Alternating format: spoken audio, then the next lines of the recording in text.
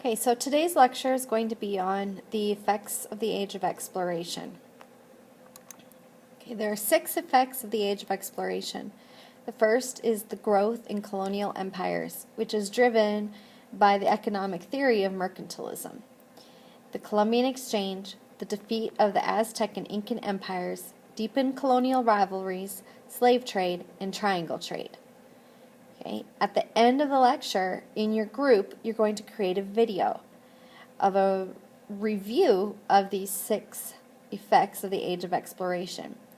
It has to be kind of like a memory trick, kind of like what we did for the causes of the Renaissance, except that you're going to act them out via video and then upload it to Schoology. The first effect of the Age of Exploration is growth in colonial empires. What's going on here is the countries in Europe began to control countries around the world. As they created more and more colonies, they began to acquire more and more money. Okay, and it's all driven by the idea of mercantilism. Okay, the first area of the world that European countries were taking over was Asia. Then they expanded into the New World. Now more about this idea of mercantilism.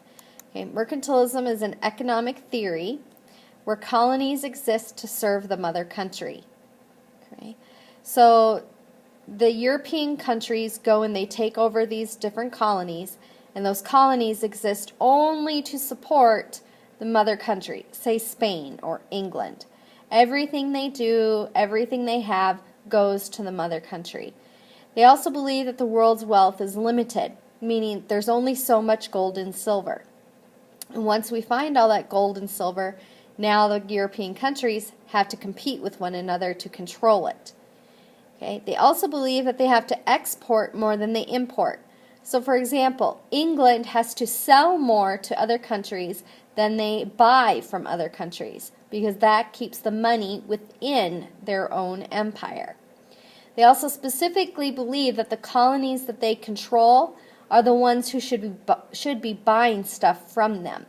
Their colonies exist to give them raw materials, and then they turn those raw materials into manufactured goods, which the colonies then buy. All of this is designed to keep all of that money within the empire so that they can continue to grow economically, and which leads them to a strong military. The second effect of the Age of Exploration is the Columbian Exchange. Okay, there are 2 parts to the Columbian Exchange. The first part is goods that go from the New World to the Old World.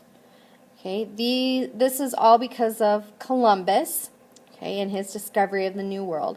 Among these are some of the things that he brought back. Now, this is just a few examples. I'm not listing all of them.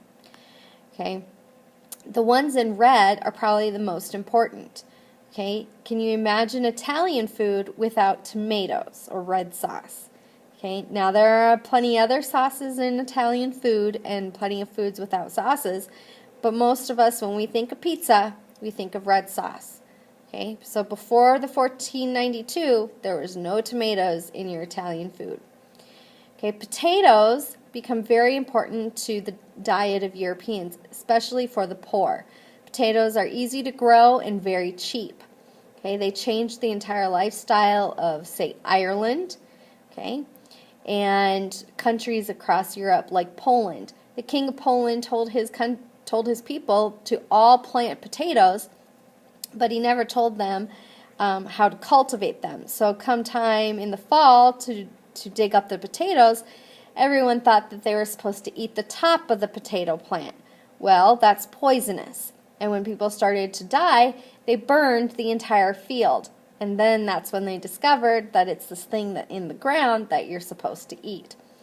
Okay, and then maize, corn, which also is a cheap product, easy to grow, and changes the diet of Europeans. All of these things are good because it increases their diet and allows for people to live longer. Now, the only bad thing is this syphilis. Notice this one right here. Yep, that's a disease. Okay, it's a sexually transmitted disease. And it's brought to Europe because all of those conquistadors, all those guys that come to the New World to take it over, well, They're all single men, they have no women, they turn to the Native American women, and, well, they get this disease and then they bring it back to Europe. In this time period, there's no cure for syphilis. The cure for syphilis isn't until we develop antibiotics in the 1940s. Okay. The second part of the Columbian Exchange, I want you to ignore this part right here, this trinkets and liquor and guns. I want you to ignore that part. Okay, see right here? Ignore, ignore, ignore, ignore. Okay, so the second part is going from the Old World, and by Old World in this case, we are talking about Europe and Africa and Asia. So these three continents, Europe, Africa, and Asia, please add that to your notes. Europe, Africa, and Asia, all of these goods are going to the New World. Okay, things in red, once again, are things that we need to point out. Coffee bean. Coffee bean becomes very vital to New World's economy. Okay, some of the best coffee in the world today comes from Colombia. Okay, sugar. Sugar cane becomes a huge plantation crop within the New World and still drives much of the economy of the Caribbean today. Okay, now the ones that are underlined here, these are all diseases. These are all diseases that had existed for a long time within Europe, Africa, and Asia. Okay, but they were deadly to the people of the New World.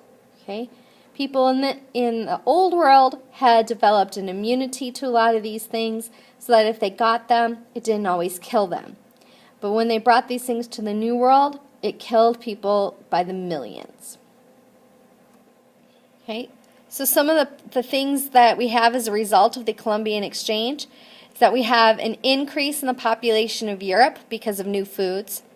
We have a decrease in the population of the Americas because of diseases, and an increase in slavery in the Americas because of the products that they grew on plantations, like indigo and sugarcane and coffee.